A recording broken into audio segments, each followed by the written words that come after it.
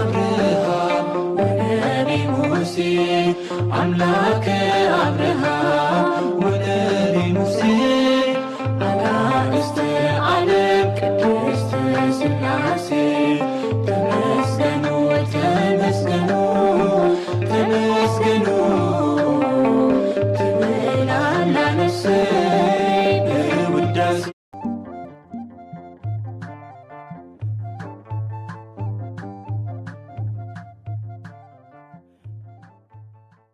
بسم سلاسي بسم آب وولد ومنفس قدوس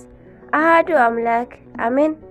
سلام እግዚአብሔር አምላክ ምስክላትኩም ይሁን ስድራ እግዚአብሔር አምላክ ከመ ይውዕልኩም አነ እግዚአብሔር ይመስገን ክብሪ ይስፋሕ መድኃኔ ዓለም አቦይ ልዑል እግዚአብሔር አምላክና ክሰበ ሰዓት እዚኣ ብጸጋን ብጥዕናን ስለዘጽንሐና ክብርን ምስጋናን አምልኮን ውዳሴን ንዘለዓለም ንዕይ ይኹኖ ከምኡውን ነታርህርተ ሊና ቅድስተ ቅዱሳን ንጽሕተ ንጹሓን ወላዲተ አምላክ መብርሃን ወላዲተ ቃል ዝኾነት ቅድስቲ ኪዳነ ምሕረት አደይ ቅዱስ ወዳ ብዝሃባ ክብሪ ክብርን ምስጋናን ውዳሴን ይብጽሐያ ከምኡውን ኩሎም ቅዱሳና እግዚአብሔር አምላክና ብዝሃቦም ቃል ኪዳን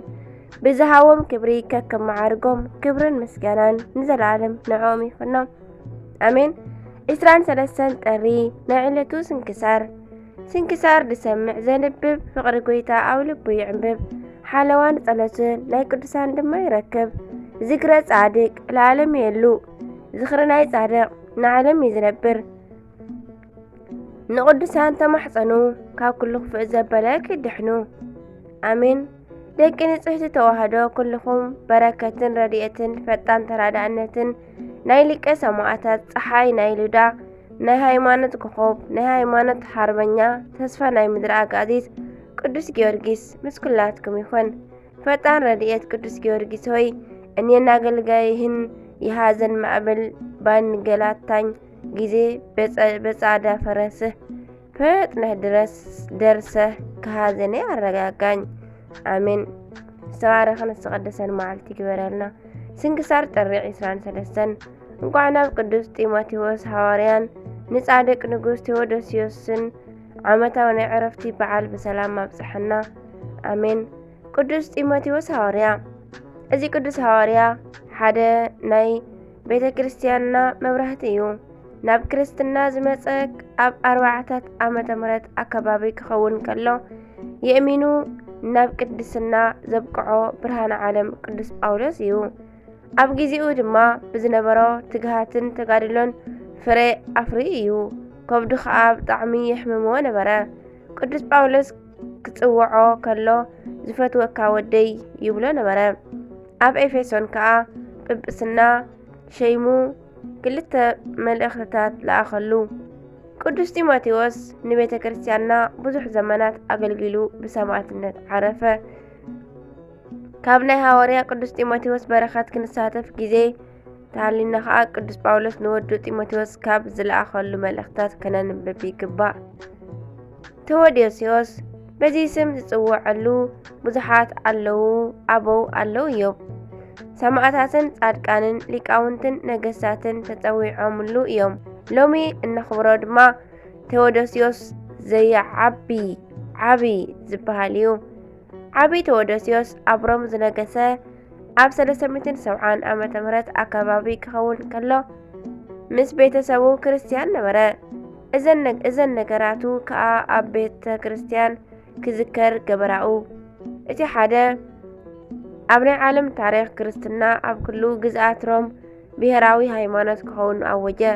ካልኣይ ናይ ቤተ ክርስቲያን ዝዓበየ ካልኣይ ጉባኤ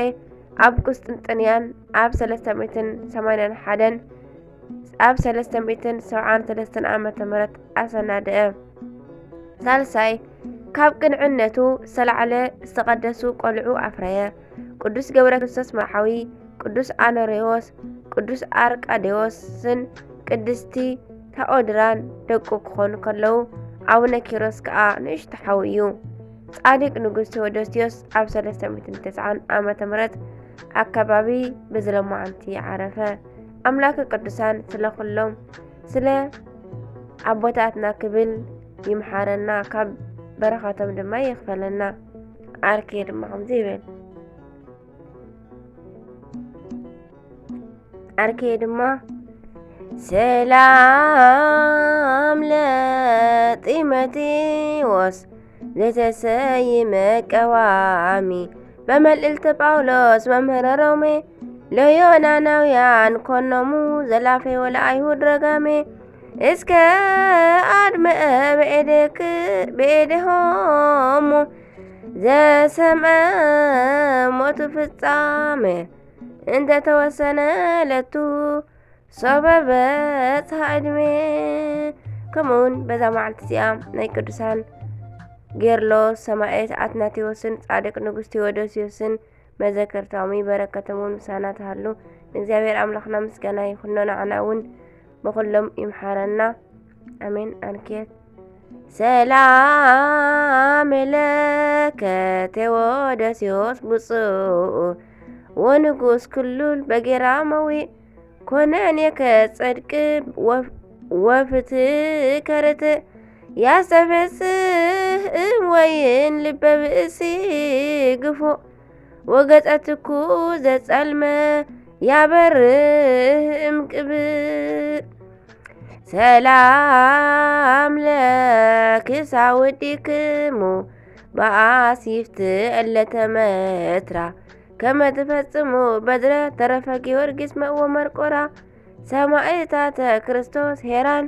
እጉሳነ ሕማም ወመከራ ምስለ ሳሙኤል ወሱራፌ መልአከ ሰማይ ሃራ ዲበ ርእስየ አንብሩ ዘለክሙ ጌራ አሜን። በረከተ ምሕደራን ናይቶም ኩሎም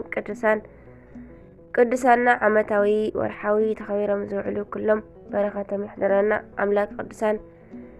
ካብ ናይ ጸሎቶም ካብ ናይ ተጋድሎኦም በረከት ይኽፈለና አሜን። ጥሪ 23 ዝኽበሩ ዓመታዊ ናይ ቅዱሳን በዓላት ቅዱስ ጢሞቴዎስ ሐዋርያን ሰማዕትን ወዲ መዝሙሩ ንቅዱስ ጳውሎስ፣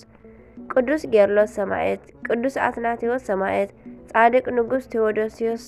ዘቁስጥንጥንያ። ወርሓዊ በዓላት ድማ ቅዱስ ዳዊት ልበ አምላክ፣ ቅዱስ ዳዊት፣ ቅዱስ ጊዮርጊስ ሊቀ ሰማዕታት፣ ቅዱስ ሰሎሞን ንጉሰ እስራኤል፣ አባ ጢሞቴዎስ ገዳማዊ፣ አባ ሳሙኤል፣ አባ ስምዖን፣ አባ ገብርኤል በረከቶም ይሕደረና። ስንክሳር ዝሰምዕ ዘንብብ ፍቅሪ ጎይታ ኣብ ልቡ ይዕንብብ። ሓለዋን ጸሎትን ናይ ቅዱሳን ድማ ይረክብ። ዝክረ ጻድቅ ለዓለም ይሄሉ፣ ዝክረ ናይ ጻድቅ ንዓለም ይዝነብር። አሜን። ዝወደቀ ዝነጠበ ቃል ኮነ ዜማ በአፈ ቅዱሳን ትጓን መላእክት ይተአረመልኝ። ወስብሐት ለእግዚአብሔር ወለወላዲቱ ድንግል ወለመስቀሉ ክቡር አሜን አሜን ለይኩን።